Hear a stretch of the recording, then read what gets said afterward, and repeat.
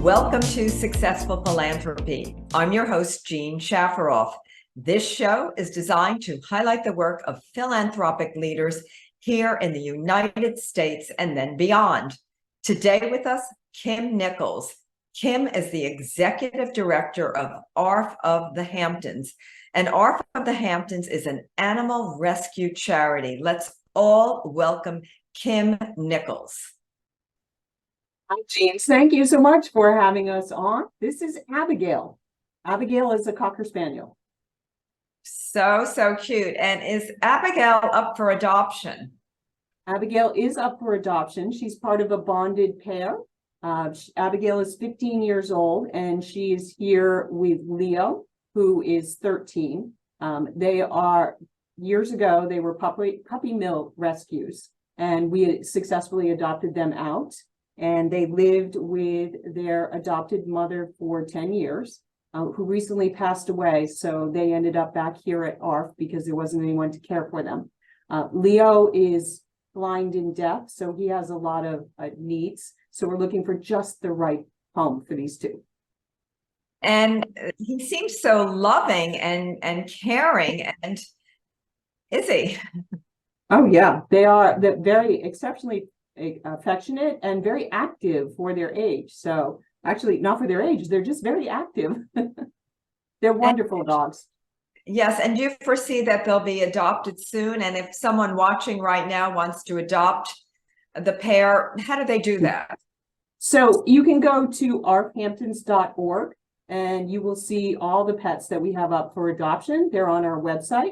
And we have information about their personalities and if they have any specific needs, because some of our dogs have medical needs. Some of them are older, like Abigail and Leo. And then we have puppies and kittens also. But we get really attached to bonded pairs like Abigail and Leo and want to find just the right home for them. Yes, and I'd like to hear more about the pets that you have at the shelter. But first, I want to hear a little bit about ARF. Now, ARF has been around in the Hamptons for a long time. You're an animal rescue charity. Tell us a little bit about the beginnings of ARF. Sure. ARF was founded in 1974, and it was based on a specific need out here. There were 3 women who were frustrated by the fact that there were so many families that used to adopt dogs or buy dogs for the summer. And then at the end of the summer, the town would end up picking up all kinds of stray dogs. So they would just be left behind. And they started out taking them into foster homes and trying to find homes for them, and quickly discovered that there was a need for a shelter. So it's part of the times, and I think that we've come so far now, and people understand that it's very much a responsibility to take a pet into your home. It's a joy and a pleasure, but also a responsibility. No question. And the idea that someone would adopt for the summer and then just let the animal out at the end of the summer is absolutely horrible to me. I'm a big animal lover. We have rescues in the house. Our Rosita is like a little living angel. And I can't imagine someone just letting an animal go out on the street at the end of the summer. It's almost criminal. Now, you've been around for a long time. You're the new executive director. How long ago did you start? So I started about 2 months ago, and I came at the most exciting time, if you ask my opinion. So ARF has been through 2 large capital campaigns where we did some reconstruction, and we just finished up this last one where we did a big expansion of the Richard Wells McCabe Welcome Center, which is where the catteries are and the kennels are, where most people come for adoptions, and then added an additional 8,400 square foot training facility, which is the William P. Rayner training facility. And that is where we're really excited about the opportunity to train dogs and their humans. My understanding is that you received a big donation, somewhere around $6 million, from Catherine Rains, who is a wonderful philanthropist and a great woman. And this has made it all possible, correct? Yeah, Catherine Rayner was the president of our board. She's still on the executive board. She just became our executive vice president because she got us through COVID and through the construction.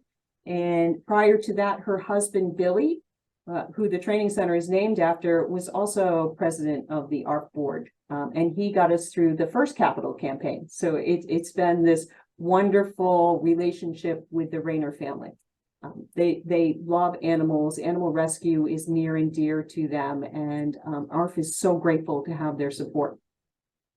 I would say they're living angels, the Rayners, to do what they've done and to make ARF into a state-of-the-art animal shelter with, you mentioned, an 8,400 training facility. Tell us about that training facility and who exactly can utilize those services. So for ARF, it's probably one of the most important things we do going into the future. What we find are people love puppies and they love to adopt puppies. But if you don't train the puppy young and start with them, then they might end up back at ARF. And so we want to do everything possible to make sure that the dog is well trained, that the household it works smoothly together. And so the training is open to the public. We have ARF adopters. They get a special rate for training. We also have a scholarship fund for those who can't afford the training classes. And then we're hiring a variety of trainers because trainers have different styles. So there are some that are more strict than others, and then there are some that are looser. But the one thing that is in common is we believe in positive reinforcement and only positive reinforcement. So all of our trainers are Lima compliant, which means they use positive reinforcement. We forbid the use of choke collars or prong collars or any of that. So that is adversive training, and that is something that ARF is completely against. I love that you do positive training, and I assume that must mean treats once in a while, like biscuits and little treats and anything positive. And that goes even with children. If you want to train a child to do something correctly, give them positive reinforcement. Negative reinforcement really never helps anybody and never, ever creates positive self-esteem. And I love that you train the animals before adoption so that when someone's ready to adopt, they bring into their home a dog or a cat or another trainable or an animal that's been trained. It's just wonderful. What type of animals do you have up for adoption at ARF? So we have a big variety of animals. We have young puppies through as old as Abigail. And we have a trainer in-house that works with ARF dogs that live here in the shelter until they go out for adoption. And what they do is do an assessment of each dog. And if you go on our website, you will see a description of their personality, because like people, all dogs are different. And some dogs are very social. Some dogs are very shy. Some dogs don't like other dogs at all. Some dogs want to be in a bigger pack of dogs. So we do a lot of work with each one, get to know them very well. And then we interview the families too. So before an adoption takes place, then all the members of the family get to meet the dog or the cat. And if there's another animal in the home, then we ask them to bring that animal here too, so that we can see the interaction. Wonderful. And if someone wanted to adopt, say, a guinea pig, do you have guinea pigs? Do you have rabbits? We don't have guinea pigs or rabbits, but we work closely with the other local shelters. So if there is something that comes up, whether it be a guinea pig, a rabbit, a reptile, there are other places. So because it's a very small town out here and we all have to work closely together. And I think we have a great network of shelters across the East End, and we're able to help each other that way. And that's so important. Now you're located in East Hampton, and I know there's Southampton Animal Shelter because I'm very involved there. We're located in Hampton Bays. Tell me, 2 shelters in the Hamptons. I think we could actually use a third. I think it's very important to have these shelters. And I love that the two shelters support one another and work together. I find that very important because, after all, the main objective is to take care of the animals and make sure that they get into adoptable homes. And how do you vet people that are going to adopt? So there's an application process that takes place, and then it's watching how they interact with the dog and watching how the family interacts with the dog. I think my favorite part of it is, so people see them on social media or they go to our website and they fall in love with one particular dog and the look of that dog. But then when they come, there's something that happens, and it may be a different dog, and there's this little spark that happens, and you can see it when a match is made. It's the best part of working here. And it's so nice when an owner and a dog or a cat bond and live happily ever after. And I know in my case, we have Rosita, who came from an animal shelter in Antigua, Dogs and Cats of Antigua. And she was so grateful to be adopted. That's Rosita, that she is actually the most fantastic companion. She's like a living angel in my house. And I'm actually lucky to have her. The amount of love and kindness that comes from this little Rosita, well, actually, she's not so little, she's about 50 pounds, but you can't multiply that in any other way. And Kim, do you find that adopted pets are grateful to their owners who adopt them? Oh, they definitely are. And they bond with the family, and you can see it happening very quickly. So, yes. And I think it's wonderful because I think they have feelings, all dogs, all cats. I think most animals, all animals have feelings. And when you treat an animal well with loving kindness, well, that animal in return gives back an immeasurable amount of love and kindness. As I've seen, we've adopted other animals. We used to have a Bella, a pit bull. Bella sadly passed away, and my daughters have different rescues, and we wouldn't think of going into a pet shop to get an animal because those pet shops get their dogs and cats from puppy mills. And when you go into a pet shop, you're actually supporting puppy mills, and the animals are treated very, very poorly in puppy mills. So really, if you want to help end the puppy mill disaster in the United States, well, you've got to go to a shelter and pick out a dog. And do you also have pure breeds at ARF in the Hamptons? Occasionally we do. So as you saw, Abigail and Leo, they are full bred Cocker Spaniels. And then we recently had a Basset Hound. But I think the most fun is, we call them ARF labs. They're a lab in something, or there's some crazy mixes that it gives them these incredible personalities. We were just talking about a mix of a Corgi and a Jack Russell that was the most adorable but very active dog. So it's just, when you see that dog and you find that dog, you will fall in love.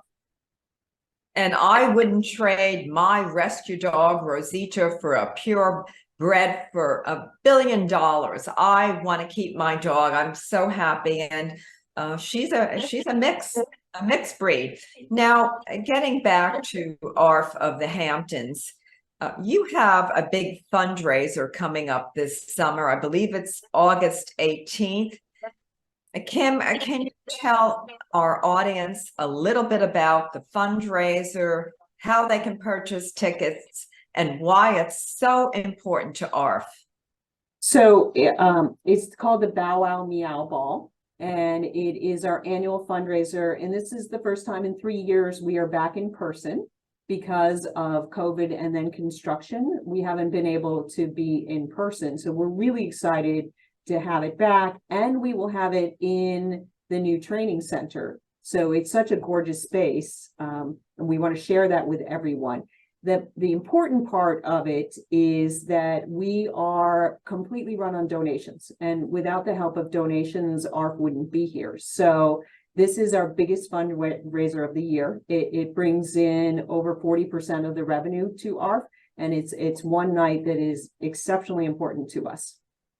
And is there a theme related to the fundraiser, or just come and get dressed up and have a good time? We come and get dressed up, but we do the parade of animals. You will see a lot of ARF throughout there. It's a garden theme, so it's gorgeously decorated. It's a fun evening, and it's fulfilling because you do get to see the animals. We will have the kennel open so people can walk through at that time. There's a cocktail tent, and then there's a big band, so there's a lot of dancing. You name it, it's a great night. It is August 19th, and you can get tickets at arfhamptons.org. So the date is August 19th. And what's the website once again? It's arfhamptons.org. You can get tickets there. You can do table sponsorships. It's a great evening, and I really suggest joining us. There is another opportunity for those who don't like the gala format. We do something called the Stroll to the Sea. That is in October, and that has between 500 and 600 people, and people bring their own dogs, and then we have the ARF dogs, and we walk down to Main Beach. So that's another opportunity to get involved with an ARF fundraiser. Interesting. And I've been to your gala a number of times, and I hope to go this year. It's absolutely wonderful and great fun, great crowd. And of course, the puppies, well, they steal your heart away. And do you actually get people adopting at the gala, or do they have to come back? They have to come back because it's hard to go to a gala and hold a puppy. So we'll keep them safe for you, and you can come back the next day. Now, you're located in East Hampton, New York. Exactly what is your address if someone wants to just come by? Can someone just come by, or do they have to make an appointment? They can come by. So we have open hours between 11 and 4, and you can drop in and you can do cat socialization within the catteries. You can see our dogs. But adoptions take place on Friday, Saturday, and Sunday, and that's 11 to 4. So those are our big adoption days. Interesting. Now, for our audience, we are with Kim Nichols. She is the executive director of ARF of the Hamptons. And Kim, I want to talk a little bit about the human animal bond and why it's so important. And it actually changes lives. And interestingly enough, I was just on the phone with a woman. She is infirm. She's at home now, not feeling well. And she spoke about the bond that she has between herself and her cat and how important it was to her. Now, this is a woman that was extremely social, but she's homebound now. She's a little bit older. And that bond between herself and the cat, she says, has made all the difference in the world in her life. Let's talk about the human-animal bond and why it's so important. I think it's hugely important because you're not alone, and you get unconditional love, and it's to watch the interaction between a human and an animal is a beautiful thing. One of the things that we do with cats is called Operation Cat, because there are feral cat colonies across Long Island. And what we will do is spay and neuter. But if they're kittens, then we try to, if they're old enough, collect the kittens and have them hand raised by, we have over 100 fosters. And they will take them and hand raise them so that these kittens get used to human beings and will love people at that point. So I actually have one of our fosters here. His name is Ron. He might be a little loud. He might be quiet. We don't know. He's very young. Ron is one of those that his mother, we don't know what happened to his mother, but he needed to be bottle fed. So again, ARF depends on people to help us raise these. But so this is Ron. And so we get quite a few kittens that are really tiny. And this year it's kitten season right now. So, but when you hand raise them and they get to love people, they become incredible companions. And Ron is just adorable. And I used to have a cat, and unfortunately, the cat is no longer with us. During COVID, the family had to move in all together, and we had 2 members of the family that were allergic. But we found, without the use of a shelter, another home. I hated not to have my cat with me, but that happens sometimes, very, very rarely. And cats make fantastic companions, as do dogs and other animals. And Ron is adorable. And I'm going to give him back to his foster mother because we woke him up, so he thinks he's going to be fed. So I'm going to hand him back over. Ron is actually being fostered by one of our staff, and she feeds him every 3 hours around the clock. How wonderful. Now, you mentioned you had 100 fosters. How does someone become a foster? Do you train them? We do. So again, on our website at arfhamptons.org, you can read about Operation Cat and our foster program, because it does take a lot of care to take care of a baby. And we want to make sure that people know what they're getting into, because kittens are cute and they're playful, but they can be quite the handful, as you just saw. Well, I think cats are the best. I think dogs are the best. I think, Kim, what you're doing at ARF of the Hamptons is fantastic and so needed. And tell me, let's talk about strays. Do you find a lot of strays in the Hamptons, or not too many? We do.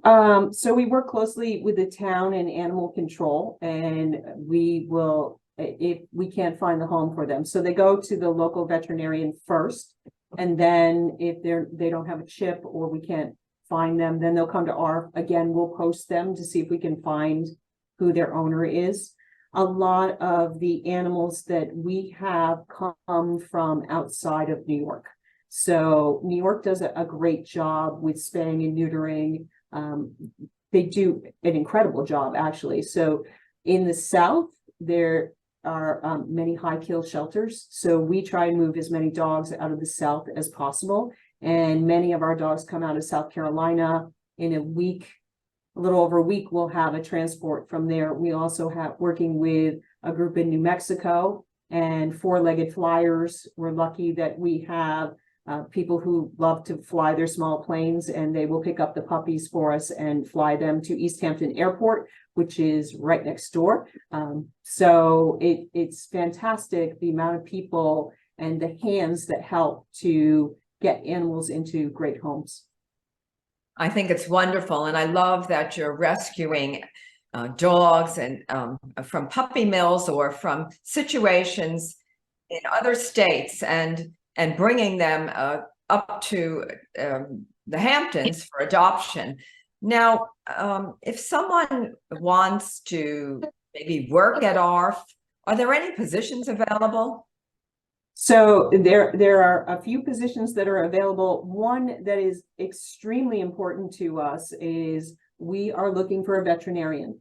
We have a veterinarian on staff, and she just recently moved to the Seeing Eye Dogs, which is something she's dreamed about since she was a child. So we're thrilled for her, but heartbroken for ARF. So we are actively recruiting a veterinarian. So if anybody knows one, she has told me it is a dream job. You know, you have a huge variety. You get the satisfaction of seeing these animals, because we do have a number of abuse cases that we see. There may be medical issues going on, and you nurse them back to health, and then you get them into their forever home. And it's exceptionally satisfying. So we are looking for just that right veterinarian. But we also have animal care attendants. We depend on volunteers to come help walk the dogs. We have a number of dogs, and we have 24 acres here. We have trails through the woods, and every day there's many volunteers that come and walk the dogs for us. And then Yeah. cat socialization is another big part. So we have a number of people who will sit in the room for hours with the cats, and it's fantastic for both the cats and the people. Very interesting. And we're just about ready to end this interview. Kim, do you want to leave us with any parting words? I just would like to say that it's the staff and the people that make up ARF. The animals are incredible, but it really is the staff goes above and beyond, and their love of animals. And whether it is the volunteers on the board or the volunteers that are walking the dogs, it is an absolutely incredible organization because of the people who love ARF. Kim, what is the website for those that want to donate to ARF, or those that perhaps want to volunteer or even apply for a job? So if you go to arfhamptons.org, you can learn more about our incredible organization. There are job listings there. There are volunteer opportunities there. And then all of our events are posted there. So please go to arfhamptons.org. Kim, you've given a wonderful interview, and I want to thank you for all of your work with the animals. As an animal lover, I know that it matters to me, and I know it matters not only to the animals, but to so many people around the globe who love animals. This concludes Successful Philanthropy. Our guest today, Kim Nichols. She's the Executive Director of ARF of the Hamptons. I'm Jean Shafiroff, your host. I'll see you next week.